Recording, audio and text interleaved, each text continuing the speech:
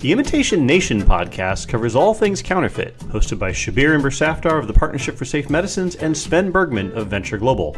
All statements are their own and not the opinions of their employers. Welcome, everyone, to Imitation Nation podcast number 13, Lucky 13. How are you, Sven? I am really good. I'm down in Florida at the National Sheriff's Convention, so I'm doing the show from the road, so to speak. And it's always lovely to connect with all of our law enforcement partners and see the latest trends that are going on and get some really good intel. And it's a really good conference.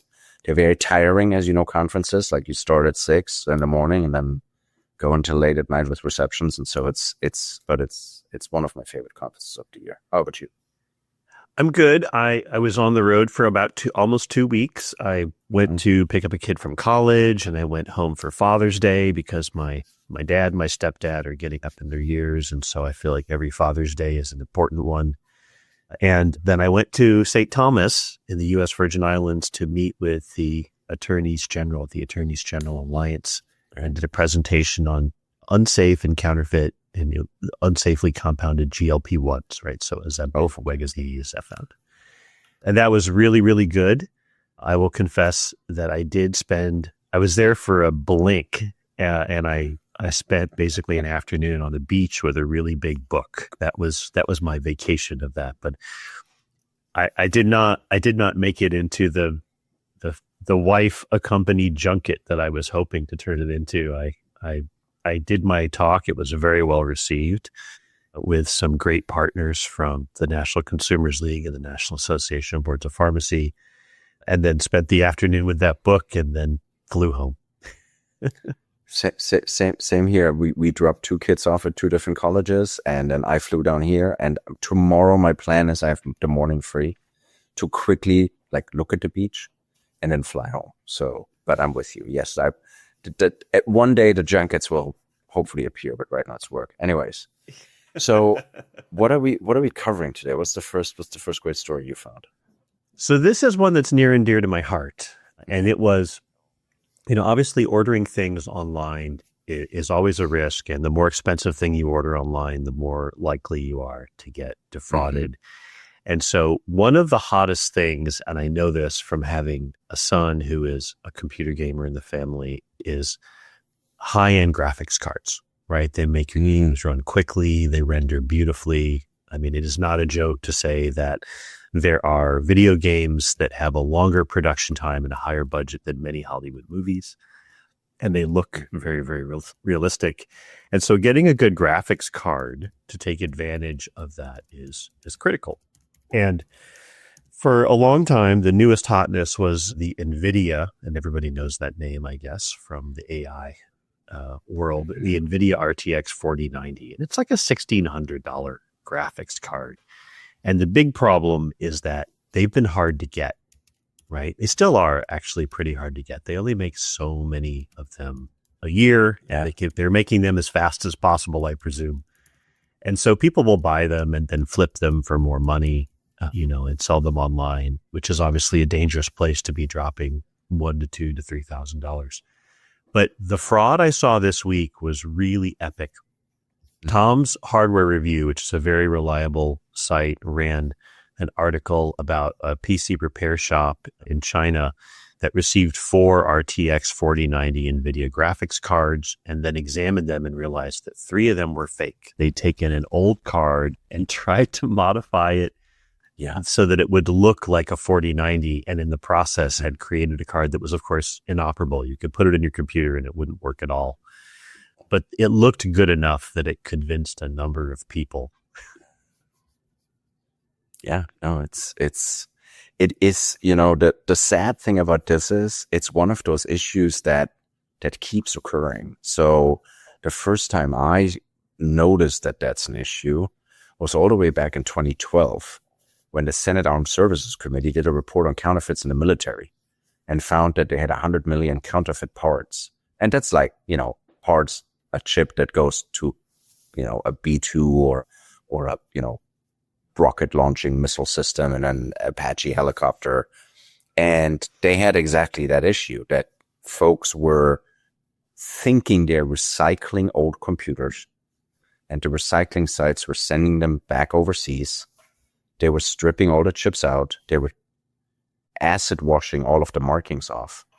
They put new markings on, made them look like new chips. And, a chip looks like chip, right? They look the same with the marking. And so it's still an issue. In preparation for the show, I looked, and the latest report that I could find, so 2012 was massive, and then they did a bunch of changes. But according to a research firm called Supply Chain Connect, the counterfeit chip market is still estimated to be about 75 billion a year. So holy moly, it's significant. So whenever you buy from any third-party site, you don't know. It looks like a chip, and it's a black thing with some writing on it, right? I'm obviously oversimplifying here, but it is a significant issue that the industry has really struggled with. The military put very tight track and trace procedures in to track and trace chips and has rooted it out. But the broader industry is still very, very exposed to this. And with chips like NVIDIA that are breathtakingly expensive, yeah, it's a lucrative target. It's a very lucrative target. And, the gaming consoles is one of those things where you're like, okay, unfortunate somebody couldn't game. And yes, I know it's passion. It's really bad if it's a chip that goes into a Boeing 787, right? And all of a sudden you're like, yep, that's not working now. So there's some real risks here. There's some real risks here. And I really really hope that some tech providers continue to step up and find better solutions to mark these chips and allow for people for better detection of these programs. I know Intel has a very, very aggressive counterfeit program. NVIDIA has an aggressive one, but it's 75 billion. It's a big issue. 100%. Yeah, and I would say that there's a real challenge here, right? Because these are hot commodities, there's very little of a secure supply chain to go to, right? All of the inventory gets bought up. So it's not like you can go to NVIDIA's website and buy it all the time. Right. Sometimes there's just no inventory. All the inventory has been grabbed up by speculators who then relist it on eBay. And in this case, these cards, the customer told the repair shop that they paid $1,350 for a $1,600 card. Mm-hmm. And there's a couple of real landmines in that fact. The first of which is that it is cheap, and it's not so cheap to be absurd. Now, even getting it for list price in a shortage might be viewed as an unbelievable price, because if it's a shortage and you're getting it for list price, you might think that's too cheap to be true. But $1,350 off $1,600 is actually not eye-poppingly fraudulent. Agreed. Right? $800 off for a $1,600 graphics card would be eye-poppingly fraudulent. Yeah. And this is really hard. Once you've been bit by a fraudster, it can be, especially a mail order fraudster like through eBay, it can be really hard to fix. I was learning as I was watching people talking about the way in which they've been defrauded online by fake eBay sellers and others, is that they would get a package that did not have whatever was supposed to be in it, and it would contain other items for weight, like bags of sand. And when you go to open a dispute, with Amazon or eBay, they would look at the shipping weight from the carrier, from the logistics carrier, from like FedEx, and say, okay, the seller says that you just received it and are lying and saying that wasn't in there. But we checked with the shipper, and what they shipped was the same weight as the NVIDIA card or the iPad that you claimed you bought. And so prove to us that you are not trying to defraud the seller. And suddenly it gets really, really dark. And so I think that there's just there's just sometimes no safe way to buy the product you want if it's only available from non-confirmed sellers. I just think that in that situation, you just have to, in the case of a gaming card, you have to just do with worse graphics for a couple of months. Yeah. And, the only other way that you can do, and the military did it, they closed their supply chain. So now they're like, okay, we're going to have a short list of registered, licensed, verified, audited suppliers that we think are good. And that's the only ones you're allowed to buy from. And it's, it's the same as in the pharmaceutical world, where you can only buy from a manufacturer can only sell to a distributor can only sell to a pharmacy, right? They're all licensed, they're all registered, and there's an entire system in between. So, and the political will for that had been missing. I think, or I wonder, especially with chips, the strategic importance of chips for the United States, if we will see some movements in the future where they say, no, for certain chips, we're going to really restrict that. Like, we're going to make sure we're going to license the entire distribution chain, and we're going to crack down on folks that are not verified, licensed within that chain, allowed to sell it. It'd be a massive undertaking, but I wonder if that, especially for a certain group of chips, will become mandatory because of public safety threats that can really occur if you put the wrong chip in some critical infrastructure. So let's see where it goes. There have been bills over the years, but they never got traction to get there. So we'll see. Well, and I don't think that, it does increase. Our drug supply chain is very safe. It's because it's highly regulated. That does add some cost to medicine, although I would say that the 2/3 of the medicines we all take are cheaper here than in any other country because of the success of our generics policy framework. But it certainly does add some cost to it, but it also adds safety, right? So you pay for the safety, and I don't think the safety is necessarily warranted for gaming graphics cards, but maybe it is warranted for other things like airplane electronics. Yeah. And the usual advice to folks, when you buy cards, go on websites that are just more legit, right? That have, where you know that's a real actual wholesaler versus buying it from some dude of eBay, right? And just take that extra step. Like, I recently upgraded a computer in our office, and the same thing, put additional RAM chips in. We went to a known supplier we've used for years, and we know that they're buying legit. Was it the cheapest cards? No, we got cheaper offers, but I'm like, I know it's not going to burn up our Mac. So yeah. Or waste your money and you have to rebuy the good card eventually, in a week. So tell me what story you're following this week.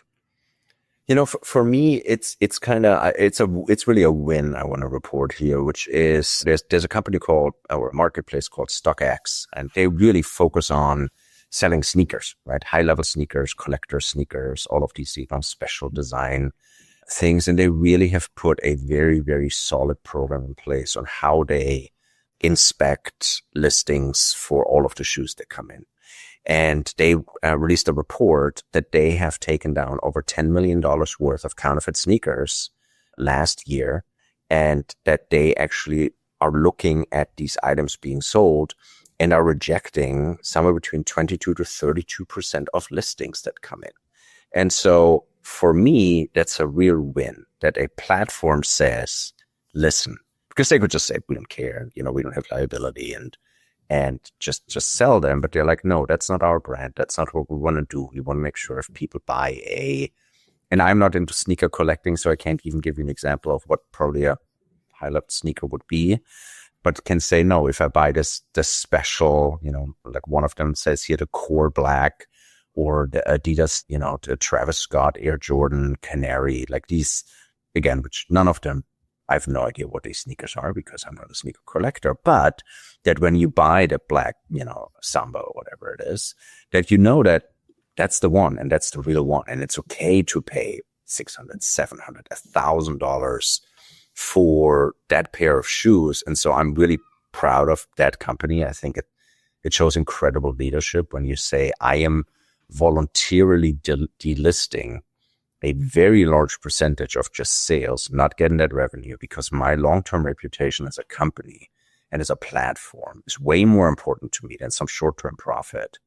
And I love that they're playing the long game on this and establishing this brand, have a wonderful report that they put out, what they put in place. And I think that's just that's a good win. It's nice to see when folks really genuinely care and say, no, I don't want this kind of stuff on my site. So for me, there was a win. I read it. I love the report. I'll put it in the show notes so folks can read it as well. But I think for me, that was just a win. I always like to see it when folks do the right thing, right? Yeah, that is good. And I think it's important. Good actors can only thrive in an environment in which bad actors are punished. And so I hope that all the work that we do and everybody else does in the supply chain world to crack down on bad actors is done with that in mind. That you don't get good actors if you don't punish bad actors. Mm-hmm. Yeah, absolutely. What else? Well, I am also not in a sneaker collecting world. You're not a sneaker type, is that? I'm not. No one has ever accused me of having expensive taste in shoes. My shoes are pretty old and scuffed and been polished within an inch of their life to try and give them a longer lifespan. And that's same here, man. Same here. What else did you find? I think there's something in car parts that piqued your interest, right? This is so interesting to me.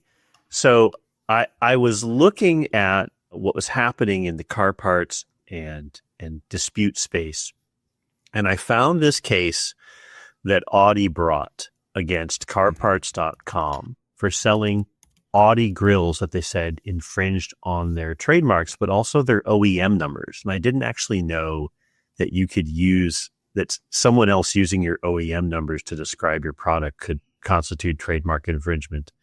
But that's alleged as part of this litigation.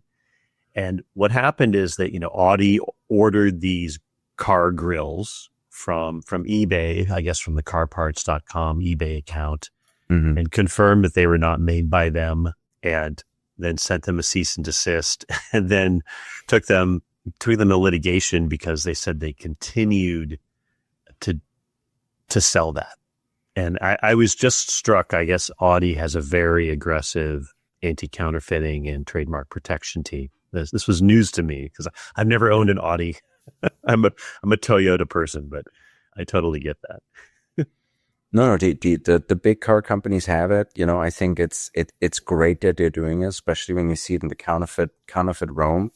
For me, within all the counterfeit parts is, again, the same as with when we looked at the size of what the market is in chips, the size right now of the counterfeit car parts market. And again, there's another report, I'll put it out, that was just put out by CBP. They're seeing right now a rampant rise in counterfeit car parts. And not just, like a grill or something, but like spark plugs and brake pads and a lot of things that are really safety related. Again, if I have a fake grill on, okay, it won't look good or infringing, that's one thing. But if it's like an airbag or a brake pad or an engine part that makes the engine run and that is counterfeited, is crazy. So U.S. Customs and Border Protection seized more than 211,000 counterfeit automotive parts in 2024, which was doubling the number of counterfeit seized parts from the year before. And part of this also, right now, playing the thing again that we said earlier in the year, when you add tariffs on this, right, it'll increase it because all of a sudden your overseas Bosch brake pad is more expensive because that's the part and there's not assembly in between. It's just a part that gets really marked up. It creates a pricing umbrella for a counterfeiter to say, oh, no, I have a brake pad. And especially like in the brake pad realm, I've worked with clients in that realm and we tested these brake pads. They're made out of sawdust or drywall compound, right? You hit that thing as you're driving, it's just going to disintegrate. And so really dangerous stuff. It's a very concerning development that it's starting to grow that rapidly right now. And so, the director of the IPR Center said that it's really alarming for what they're seeing coming right now. And again, they reiterate, please make sure when you buy car parts, again, stay to the places that you should go to, right? Don't always do it online. Go to the store that is local, Napa Auto Parts or whatever it is, and kind of buy it from reputable dealers versus like this guy of like, oh no, I got these fantastic Brembo brake pads somewhere that are all of a sudden way cheaper. They're not. Yeah. So it's just, people got to be smart about it. There's a really interesting aspect to this dispute, especially over Audi grills, that I was fascinated by. So this was a case, different seller, but this was a case that the EU Court of Justice heard. and it was about Audi grills. And what happened is that there was a vendor selling an Audi radiator grill. And now, if you were selling it with the Audi logo, but Audi didn't make it, or an authorized trademark grill maker didn't make it on behalf of Audi, it's a pretty straightforward, oh, that's a counterfeit, right? You basically made something with my trademark on it and you sold it without my permission. That's a straight up trademark infringement. But what these guys did was they sold an Audi grill with a cutout for where you'd put the logo. So the logo itself wasn't on it, but it was just a hole, an Audi logo shaped hole. And Audi took them to court, and the EU Court of Justice actually heard the case and said, no, that is also infringing. To make a trademark shaped hole is an infringement of your trademark, if obviously the only thing that's going to go in there is your trademark logo.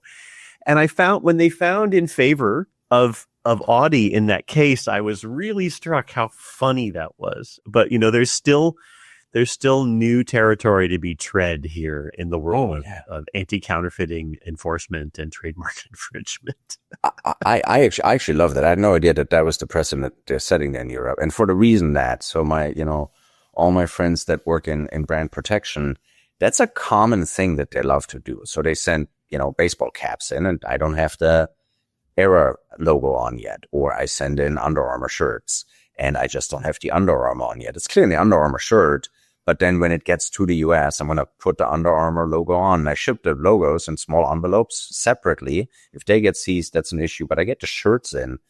And if the courts say, no, if your intention was you just shipped it separately, no, that's still infringement.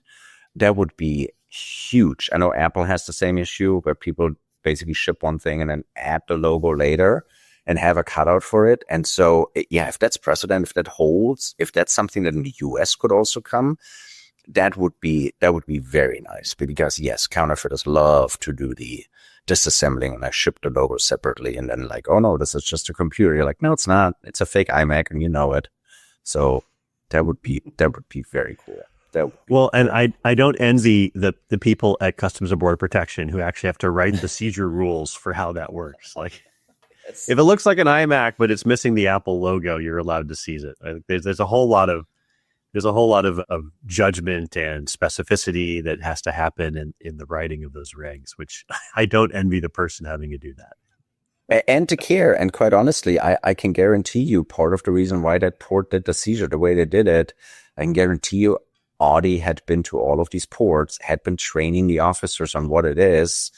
They understood it. They were traded. The trademarks were all properly registered, all in their system. All the groundwork was laid. And then I made officers really understand what to look for, and it helps. So they don't have to figure it out. They're like, oh no, I learned that. You trade me. I got it. This goes quicker now. So yeah, congrats to their team. I think that's a really cool case. And I love that the law that they're trading with it. So I think that's fantastic. So tell me, we had a couple quick stories. Yeah, we had some quick stories that we don't have a lot of time for, but what did you find that was interesting this week? For me, I'm going to point the one out, and I think you might want to point out as well, the amount of counterfeit money cases I see right now. Like when I did the research for the show of like what's going on counterfeit, it's everywhere right now. So somebody somewhere is trying to revive the $100 super note. There's 20s, there's hundreds. There's one case in Michigan that we covered on one of the last shows where somebody bought a drone with all fake hundreds and then led to a stash house that had a couple $100,000 worth of counterfeit money in it. And I see it out of every state right now. I see significant counterfeit money seizures in every single state in the United States. So somewhere somebody, most likely overseas, has decided to like, let's get back into the counterfeit money business. And it's, it had died away. It's now back, and it's incredible that it's back. I'm beyond surprised. My favorite is one of the stories this week about someone who basically took Hamilton's, like I guess that's $10 bill, and washed off all the ink and then reprinted 100 on it. And they handed it to a grocery cashier, and the grocery cashier did what you see every cashier does when they get 100, which is they hold it up to the light and they look for the watermark. And she saw the Hamilton watermark on the Benjamin. she could still see it, and she was like, "Okay, we're not going to take that bill. That is a problem for us this week." I actually found, I don't have a teen that's into this, but Labubu dolls are this year's Beanie Baby, and I'm watching a huge market in counterfeit Labubu dolls.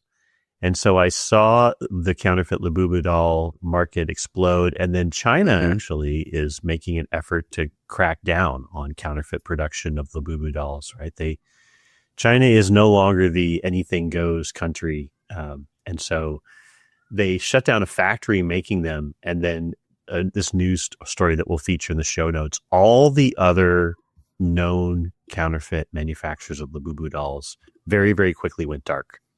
Right, figuring that this first person was unlucky and got made an example of. This manufacturer was making fake Labubus, but they didn't want to be the next one, and so they all decided, wow, we're just going to take a vacation right now and shut down production. So it's interesting watching how China actually does enforcement and doesn't have to shut down everyone. They can just go after one and make a very public spectacle of it, and scare the rest of the manufacturers into getting out of the business, at least temporarily. But that was actually a little heartwarming anti-counterfeiting story for me. I like it. Yeah, and the last win I think that we have in there is that, and I know we said we don't want to talk about fake U.S. stamps anymore. We're going to talk about fake U.S. stamps one more time. I think the U.S. Postal Service really, because this started to pop up, and you and I both have communicated with the USPIS and said, hey, this is all we were seeing. It was very good. We saw that the U.S. Postal Service has obtained temporary restraining orders against 2 shipping companies out of New York and Los Angeles who were accused of getting these mass shipments in. So that's great that they're aggressively moving against the largers. I also noticed on my searches, I'm starting to see the websites disappear. So I think they're working with Google to either suppress the rankings, change the algorithm. Hopefully they have a way of taking some of these sites down. And then, as we discussed, through our complaints and through our public service of making them aware that this exists, I'm seeing less and less paid ads for these services. And I know that their revenue service is working to say, yep, we don't like that either. So hopefully these are all things where, the US players who can say, yep, we don't want this business on our planes. We don't want it in our trains. We don't want it come in. We don't want it advertised on our websites. And so if the good U.S. suppliers suppress it, then hopefully that business dies back down, because it's faking U.S. currency. It literally is faking currency, and so it's the little gift that keeps on giving. So we'll see. So you know how you take a package to your local post office and you pay for shipping, and they print the label and they put it on it. So they actually found, U.S. Postal Service actually filed a TRO against 2 shipping companies in New York and Los Angeles this week that were making fake labels, not stamps. They were faking the entire label and then shipping packages to customers using those fake labels. They apparently were buying the labels from a Chinese printing manufacturer and then proceeding to apply them to packages. I was shocked. I was like, okay, this is a whole step beyond stamps. You're actually faking something that's an internal postal service document. You would think that they could scan that and detect them as fake, but apparently they're not doing that, or there's no way to do it. So it's a whole nother. When we did the conversation with them about your purchases, they're like, yep, thank you for you sent the label pictures and everything in of the shipments you received. And they're like, yeah, that was fake postage that they used for that as well with a fake address. So they're like, it's all fake. So yeah, I love that they're moving aggressively against this. I think it's true. I'm waiting to find out that there's actually a fake post office somewhere. It's a fakey, just like there was a fake Apple store in China. I'm waiting for some counterfeiter to make a fake post office where they actually just fake up all the labels and all the stamps, and they carry it over to a real post office and put it in the box for delivery. I would not be surprised if that happens. Trust me, I've had brand protection directors who had exactly that issue where they're like, yep, I had a fake shop that looks exactly like our US shop, but it's not our shop, and it showed up in China. So yeah, I wouldn't be surprised if a fake US postal office shows up somewhere in like Beijing or Guangzhou. Anyways, it should be here. We'll be back in 2 weeks. And Yes. if you haven't yet, go follow us, Imitation Nation, on LinkedIn. We also have a website at imitationnation.com. And you can follow us on Podbean, subscribe to us, and get that podcast delivered down into your phone, and you can listen to it on your commute to or from work, or taking kids to or from college, which is what is my world and your world. Very good. All right, should be a good seeing you. Please read us out. The Imitation Nation podcast is a production of Cause Stories and is the sole owner of this production. Podcast production by Shabir Imber Safdar. Podcast management by Sarah Imber Safdar. Theme music written by Jonathan Boyle.